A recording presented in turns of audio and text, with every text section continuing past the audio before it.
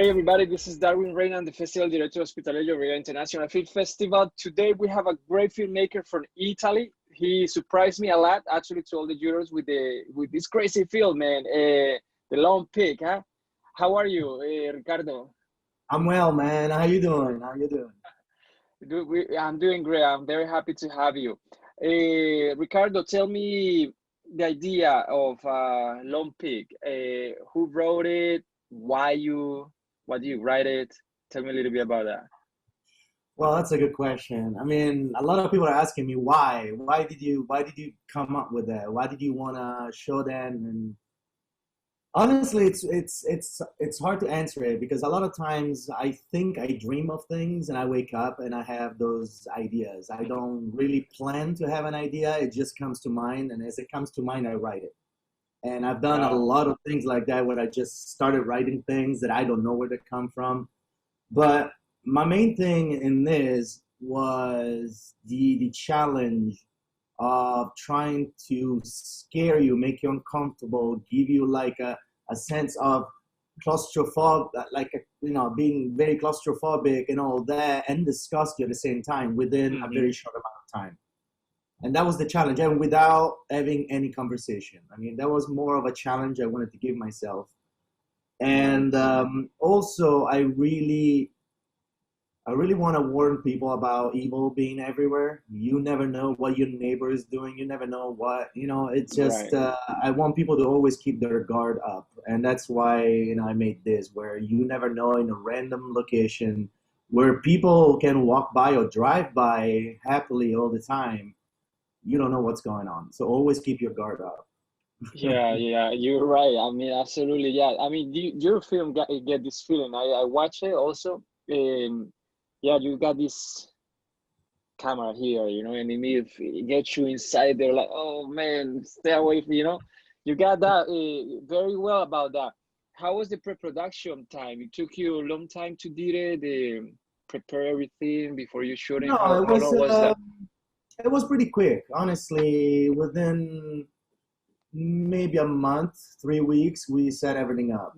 Decent. I mean, the most difficult part was finding the right caravan, like the right lot, Yeah, if you cool. say the French word, because it's hard to find them. I wanted something very old, very 70s, and I lived half my life in the United States, Mm-hmm. and Nice. it's easy to find them there. Here in Europe, especially here in Mm-hmm. Rome, it's not easy to find these ones. So Oh, we actually made a 3D model of it on the outside, and inside was the inside of an actual camper caravan, and wow. we made it look old. We put a bunch of things up, and so Wow. Wow, buddy, that sounds pretty cool. So do you storyboard everything? How do you do that? Storyboard? this Handwritten? one, I actually had this idea. I'm talking about like 2 years ago or so. Mm-hmm. I had this idea. It was one of the million ideas that I have every time. Like I was saying, I just write things down. And I have a good friend of mine who's a great, like, he does comic books and everything. So I told him the idea, and all of a sudden comes back to me with all basically a storyboard. I was like, oh my god, this is Nice. great. As I saw Wow. that, I started seeing it coming to life. So as soon as I had the chance, I was like, okay, we're doing it. So I didn't really plan shot for shot, especially Uh-huh. because I come from like my mentor back in the United States. I started with documentaries. I would be filming documentaries in the middle of nowhere in the deserts and all that. And that's why my style is very like always handheld and always right in your face. Because Mm-hmm. the Nice. documentary style, especially when you're telling stories of people, you wanna feel what that person is feeling. So I don't want to plan too much of, okay, we want this and then that and that. No, I Nice. want to feel it. I want to be on you, and I want you to make me feel what you are feeling right now. So that I try to make it really documentary style. That's why I'm right Uh-huh. there, and that's why it's long cuts. That's why I don't want to spoil it, when the Uh-huh. main Yeah. actor, I'm right in her face the whole time because I want you really to feel it. Yeah, yeah. Wow, man, that's a cool approach, actually. Yeah, I mean, there are different directors with different approach. I love these interviews because of that. Yeah. How was the production time? Was it hectic or easy? How do you say? What do you say about that So from yours? the production time. everything that you see inside the caravan was shot in one night. We started 8 p.m. We finished at 5 a.m. Wow. So we Nice. went and sped up. We couldn't even fit in that place. Honestly, it was the two actors, me, my DOP, and then I was the one handling the camera because I'm just fixated with what I want to have. Mm-hmm. I had everybody outside, like the focus puller, and I had the sound boom always in my way, and then from the window, Wow. and then so it was actually like go go go go go go. We have 5 hours. Let's do it. Let's do it. Let's do it. So we went as quick as possible. And then the next day we did the beginning shots where with the camera car, with the car and the ladies and all that. So we did that the next day. So 2 days we shot everything. 2 nights. Wow, man. Yeah. Nice. So how was working with the actors? How do you give them too much reference or how do you work with them? Do you give them room to improvise? How was in Lompi the experience with the actors? So she was fantastic. Honestly, yeah, she was nasty. she improvised so much, and I could not believe how amazing she was. Nice. I was not expecting it. All I told her before starting the film was, I want you to be normal, be easy, and slowly getting a little crazier.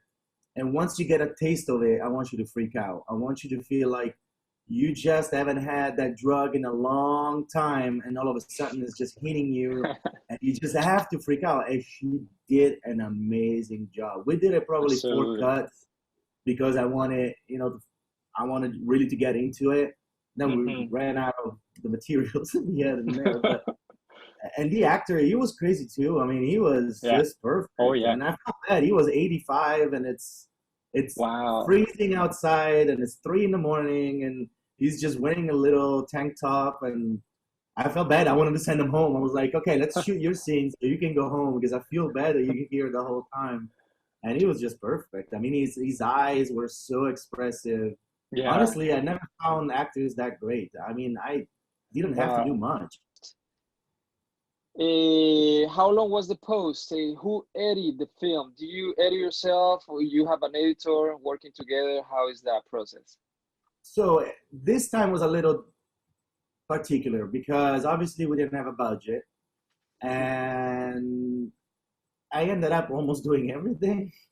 Nice. Where I mean, great, I help. I mean, it was my DOP and myself. He's great in post-production. He's the guy who did all the 3D and final credits effects and TV and everything you see. So we started editing it together, and then I came out with the pre-cut, and then it took me a few days to come up with the first cut, and then we got together and we changed a little bit, and it was a back and forth thing. It took about 3 weeks. It took 3 weeks of making the final cut. The color, we went into a studio with a colorist. He started twitching it a little bit, and then I was like, you know what, don't worry about it, I'll finish it up. I didn't want to involve too many people because I felt bad that I didn't have a budget. I'm against having people work for free. So even though they're friends and want to help you, I just didn't feel right. So in the end, I kind of tweaked the final color myself. We edited together just with DOP Piero Perilli, which is great. And in 3 weeks, the curious thing was the sound design. I sent it to this person for the sound design, and didn't come back really the way I was expecting it. So I ended up doing the sound design myself, which was a challenge because I'd never done it before. But I hope it came out good. I mean, it was kind of a collaboration between other people and myself, and then I did the final touches always, just myself. I'm very passionate like that. Like I don't want to feel too, but I feel bad people working for free, and at the same time, I know what I want. So if I know how to do it, I'll take care of it. Wow, buddy, that's amazing, man, to hear that. This is good for all our viewers. I don't recommend you do everything because I'm a filmmaker. I'm not as good as you, Ricardo. I'm on my way. One day I'm gonna get there. But when you have to do the things, you gotta do it, and you gotta do yourself. But when you have a team, it's good to collaborate. Ricardo is a good example. I mean, he did a great job. You guys are gonna see in Barcelona. Ricardo, tell me one thing. How do you get the proof that you have the final master? That's exactly, everything is matching. do you get feedback from people you show it before you exposure this to, festivals? Yeah, so how do you I have, decide this final cut? yeah, so first of all, I love your shirt. Sorry, I didn't say it Oh, before. I love your shirt. yeah, Malcolm X, man, Run DMC, yeah, and yeah, the right. whole movie. But anyway, it's yes. So basically, you and your DOP or whoever is working with you, you look at it and you start making sense of it, and you say, okay, it works. It's telling the story. Do you get the final moment? Do you think the timing is good? Do you think we should add more? You should do more cuts. I mean, it's a conversation as it goes. I mean, how many times you do, oh no, and then you go back to the previous one. It's always a process. You have to look at it like maybe 10 different cuts until you realize maybe the first cut was the, and that's exactly what happened. My first cut ended up being almost the final cut. Like we did so many different cuts, and then in the end you're like, okay, maybe it worked. Because if you start looking at something, more you look at it, you need to step back. Because otherwise you get stuck on something. And it's like people working on Photoshop, same thing. You retouch, or the color. And then you walk away from 2 hours, you go back, you're like, oh my God, what did I do? Why is this so much, so much color? Why is it so much? Yeah. So it's always good to step back a little bit and have other people look at it, where you have some friends that work in the industry and maybe there's somebody you can trust. Like, okay, the main thing is make sure that who you're showing your product to, they should know anything about the story. So don't tell them anything. Don't be like, hey, I made a show and this is what happens. Check it out. No, like, hey, watch this. If they say, oh my God, I figured that out. Oh my God, that's great. Oh my God. Or they come back like, I don't get it. I don't understand. It's given away. I don't understand the end. Then you might want to look at it again, So it's always good to show it to people that have no idea what you're sending them. The thing is, don't tell what they're about to watch. Just, this is the first time. You don't even know I'm working on something. Watch it and then tell me what you think. And that's how it took about 3 weeks. I mean, it wasn't that long, the post-production. We actually, because I planned it to premiere it on YouTube on Halloween night. That was the goal. So up until 4 hours before the premiere, we were still exporting the final edit. Wow. And so I was like, okay, this is the last edit. I don't care. Okay, export, because we need to put it on. So it went very well. I'm happy with it. I'm really happy. Nice, nice, man. I mean, I love that shot. Actually, yeah, that shot makes me feel like, come on, get away from my face now. Do that cut now. That's great, man. As a director, you're doing your job there. How was the music, buddy? How do you work with the music? Music, it was really cool. I had this, so I do other things where nothing to do with horror or anything. So I teach filmmaking and direction of photography at a academy here in Rome, and they're based on fashion. It's a fashion school, but they have 3-year courses of photography where now they introduce video, and I'm the teacher. So I get to work in the fashion industry. I do fashion movies and things like that. So my latest fashion movie, there was this music that was really cool. I was like, oh my God, I didn't know who the musician was. I didn't know who the composer was. And it was particular. It had nothing to do with fashion. Seriously, I can hear those sounds, and I was like, these sounds are just for a horror film. Like, it was perfect for a horror film, but somehow they were in this fashion film. I loved it. Wow. So we went to premiere this film at the courthouse not the courthouse, I mean the well, with the mayor and all that here in Rome for this stylist, and I meet the kid who did the music, and he's a kid, he's probably 20, 19, something like that. Wow. And I was like, dude, I'm gonna work with you soon. So as soon as I had the opportunity to contact, I'm like, dude, this is the short, this is the feeling, do something. And honestly, in 2 hours, he had the music on it. He's a genius. He's a genius. His name is you'll see in the credits, right? His last name is Temperini.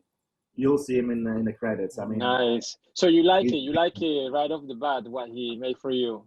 You like it right away. It was also uncomfortable. Like, even the music was uncomfortable. I mean, it gets to some notes that you just they contrast with because I put that movie in the background, and conscious with it. It's so particular. I was like, no, I love it. I don't care. I don't want it to be. I wanted dissonances. I wanted to I wanted to make you feel uncomfortable. And the music, honestly, the sound in a film, I think it's his psychiatrist. The music is the psychiatrist of a movie. It's the psychologist of a movie. What do you think is the hardest part in filmmaking, the pre-production or post? What do you think for your perspective? For me, it's production, man. Put everything together is Jesus. It's very hard, you know. Yeah. So for me, it's more pre-production because it's having everybody happy, everybody at the same time, everybody at it's so much. I started asking for help because it's so frustrating. That person, it's okay. The other person is not. The other person is a problem. That one, it's okay. The other one is this. The other one's that. Oh God, it's just so much. But it's also the most crucial part because if you do a perfect pre-production, everything else is going to be smooth sailing. Because if you get on set and you know exactly that at 8 o'clock you have that shot, at 9 o'clock you have that shot, at 11 o'clock you have that shot, you're not even thinking. You're just being a robot. You're just following orders. And at the same time, your AD, your first AD, is outside setting up the next shot. He's telling the makeup artist to start with the old man because in half an hour the old man is going to be in that position to be filmed. And the gaffer is already putting up a light for that. So I think it's very, very important that pre-production, it's everything in film. I think if you have a perfect pre-production, when you show up, it's going to be automatic. And then the best part is if you've done right in the first one, which means in the second part you're doing great, the post-production is going to be super, super simple because it's already edited, because you already filmed in a way that you just have to put it down. You don't have to go create because a lot of people, unfortunately, I see a lot of mistakes where they film a bunch of things and then they start to make the movie in post-production, where they be like, okay, this is better here, this is better here, and you're trying to put a puzzle together later. Instead, you should know what the puzzle looks like first. Right. You shouldn't just not look at the picture, see puzzle, and try to figure out what it is and try to put it together. No, you need to have a picture that's a reference of what you're putting together. That's what a puzzle is. So if you have a picture reference, which means your pre-production and your production is done right, now all you have to do is pick up the pieces, look at what you were supposed to do, and put it down. Right. That's how I describe the process. I mean, with a puzzle, but that's how I see it. I think pre-production is the most important thing, and it's the most difficult thing. It's my God, I kind of hate it. Agree. Yeah, I'm agree, Ricardo, for sure, man. That's key. It's key. My last question, Ricardo, is something. No, I got two more questions. Do you happy with with the final product you have right now, or you would be tweaking things still? Or what? Tell me that. You would always wanted something different. I mean, I don't think anybody. I think Christopher Nolan watches Interstellar and goes, "Oh, I would have changed that. Oh, I would do that." You're never happy 100%. You gotta be like, okay, it's done, it's good. Otherwise, you can go for 10 years and still tweak it. Yeah, man. So you get to a point where you need to have a deadline. If you have that deadline, that's the best you could have done. Move on to the next. A lot of international people coming out. We have a lot of people from Italy, actually. Italy create many films. Yeah, I met a kid who sent his film, and he found me because of you guys. So basically, he's a screenwriter. He sent ashore. He looked at you. He went on my Instagram, and he's like, "Hey, man, you're from Rome too. Let's meet." So we met up, and now we're talking about filming something else together. Nice, nice. Yeah, this is the beautiful about film festivals. Exactly. Yeah, filmmaking. Yeah, exactly. Buddy, it was a pleasure to have you. Thank you for your time, for joining us, all right, for sharing your output about filmmaking. I appreciate it. And yeah, we're looking forward to have you definitely in Barcelona. All right? Absolutely, man. It was seriously a pleasure. You guys are doing great. Thanks, buddy. I'll see you around, okay, Ricardo? Thank you. Bye. Thank you. See you, bye. Bye.